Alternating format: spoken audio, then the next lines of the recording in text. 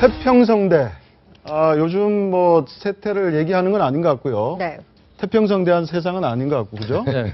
이게 도대체 무슨 뜻입니까? 무슨 주제입니까? 이게? 태평성대인데요. 거기에 균관이 붙어 있습니다. 그러니까 태평 성균관대다. 그래서 이제 성균관대의 인맥들이 많이 정치권에 들어가 있다라는 그런 의미입니다. 우리 강영께서 한번 소개를 한번 해주시죠. 얼마나 많은 우리 성대 출신들이 정치권에 포진을 하고 있는지. 네, 아마 고려대 출신 소망교회 영남권, 그래서 고소영, 그리고 신고재산 평균 40억 원, 강남 부동산 자산가 강부자. 이 고소영과 강부자는 이명박 정부를 두고서 생겨난 신조어들이었습니다. 기억이 나시죠? 그런데 요즘 정치권에서는 태평성대라는 말이 유행처럼 번지고 있다고 합니다. 사실 태평성대, 성대천하는 여권에서 성균관대 출신들이 약진을 하면서 먼저 유행을 하기 시작했는데요. 자, 먼저 보시면 황교안 법무부 장관과 안종범 청와대 경제수석, 그리고 유민봉 전 청와대 국정기획수석이 모두 성균관대 출신이었고요. 서로 바톤을 주고받은 이완구 현재 국무총리와 그 전에 정홍원 전 국무총리, 두 총리 역시 모두 성균관대 출신입니다. 이런 여권의 바람이 야권까지 번진 걸까요? 새정치민주연합의 의원 수는 130명인데 이 가운데 성대 출신이 10명이라고 합니다. 그런데 현재 이들이 모두 야당의 주요 당직에 포진을 해 있습니다. 내년 4월 총선에 막강한 영향력을 끼치는 노른자위 당직이 모두 성대 출신 손안에 들어있고요. 대여 협상을 주도하고 있는 원내수석 부대표와 당의 전략을 짜는 민주정책연구원장 자리 역시 성균관대 출신에게 돌아가 있습니다. 또한 지금 말씀드렸죠.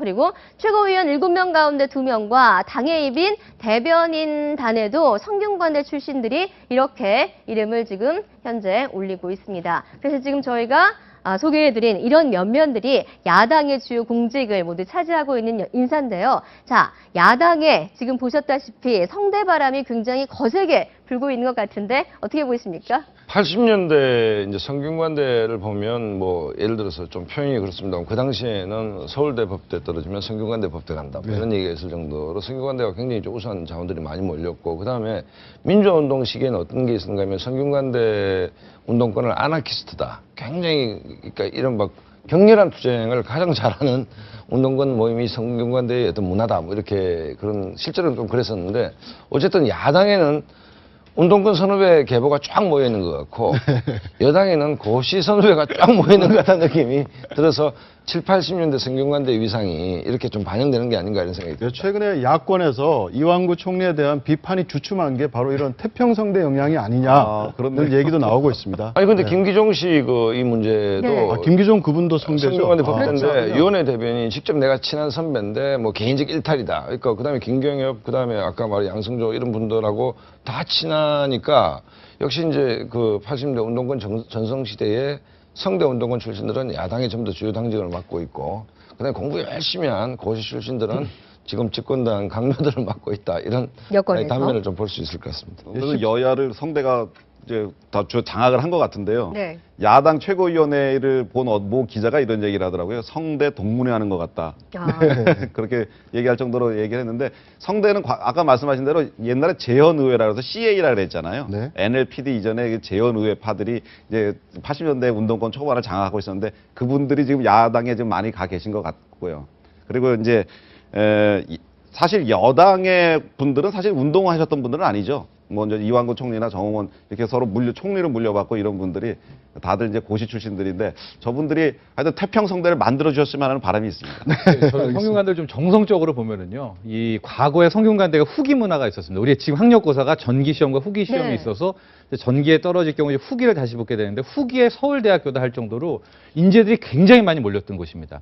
그래서 아마 이 사람들이 이제 고시를 또 많이 보기 때문에 성균관대에서 고시 학풍이 하나가 있고, 투쟁에 있어서 굉장히 가장 당시에 무섭다고 한 이 대학이 성대였죠? 성대였었습니다. 네. 이제 고대도 네. 강했지만 예. 성대도 굉장히 무서워서 지금 여야로 간 그 저기층이 정확히 당시에 어떤 그 인맥들이 뭐 정치권과 간 것 같고, 또한 최근 들어서는 이제 S그룹이 또 들어오면서 자본적으로도 굉장히 확장이 됐던 뭐 그런 여러 가지 요인들이 최근 이 성대 태평 성균관대를 이끌지 않나. 근데 과거에 고소영 내각 뭐 이랬을 때는 비판이 굉장히 심했었거든요. 예. 네. 근데 이번에는 어떤 하나의 뭐 재미난 현상, 기이한 현상으로 보지 뭐 이렇게 많이 비판을 하는 것 같지는 않아요. 비판을 하는 것 아니 같은데. 이양수 평론가 뭐 억울한 게 있는 모양이에요.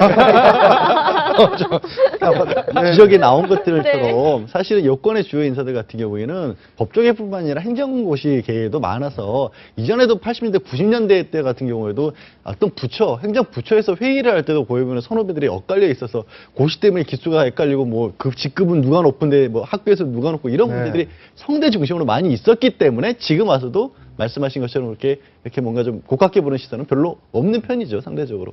네, 17대 정부는 여자 스타들이 뭐 대세를 이뤘습니다. 예를 들면 고소영 인사다, 네. 강부자 인사다. 네. 18대는 어떤지 한번 보시죠. 네, 성시경 인사라고 있었죠. 성균관대 출신의 고시 경기고 출신 있었고, 위성미 골프 스타인데 위스콘신대 뭐 안종범 경제수석 등등을 해서요. 그리고 성균관대 미래포럼 뭐 이런 게 올라서 위성미 인사라고 불렸었죠.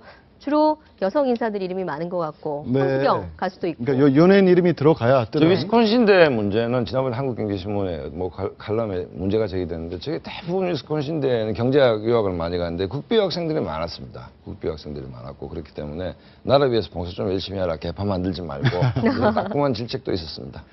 근데 이런 학맥하고 이런 뭐 학연, 지연 이런 것들이 실제 이 정치나 이런 국정 운영에서 영향을 좀 부정적인 영향을 미치지 않나요? 어떻습니까? 그렇죠. 긍정적인 대표적으로 영향을 미칠 이양수 테고. 평론가 의뢰한 고소영, 네. 뭐 고려대 출신 네. 대학 저 대통령이 나와서 뭐 고대가 너무 득세한다, 뭐 이런 문제는 뭐 어쨌든 문제가 있는 것이 문제가 있지만 또 인간 사회에서 이게 또 전혀 배제하고 인연을 또 할 수도 없지만 뭐든지 과유불급입니다. 너무 과하면 뭐 없는 맘 못하듯이 뭐 불가피하지만 지나치면 안 된다, 뭐 이런 정도로 보면 될 것 같습니다. 근데 우리 현대사에서 분명히 어떤 김기종 씨 제 얘기를 저는 다시 한 번 더 주목해보고 싶은 게요. 김기종 씨도 성대 법대고 지금 양승무 사무총장이나 아니면 황교안, 정홍원 총리가 동문이시잖아요. 정확히 성균관대 법대로서. 네. 예. 이게 뭐냐면 기득권층으로 달라가게 된 어떤 무리가 한 뭉치가 있고 그 외에 다른 쪽으로 해서 또 어떤 제도권에 포함된 분들이 있는데 그 사이에 끼는 사람들이 또 많이 나와 있어요. 사실은 어떻게 보면 그게 사회 불만 세력이 될 수도 있는 것이고 그 예. 사람들이 갈 곳을 잃었다고 해야 될까요? 그런 분들이 꽤 많아요, 우리 사회에. 근데 그런 사람들이 잘 어떻게 우리 사회로 끌어들일 수 있느냐 없느냐의 문제가 아직도 한국 사회가 해결하지 못하는 것이고 그분들이 그러다 보니까 극단적인 목소리, 극단적인 행동을 내는 경우들이 있는 것 같아요. 저는 그래서 김기정 현상이라고까지 한번 좀 부르고 싶어요. 네. 네, 알겠습니다.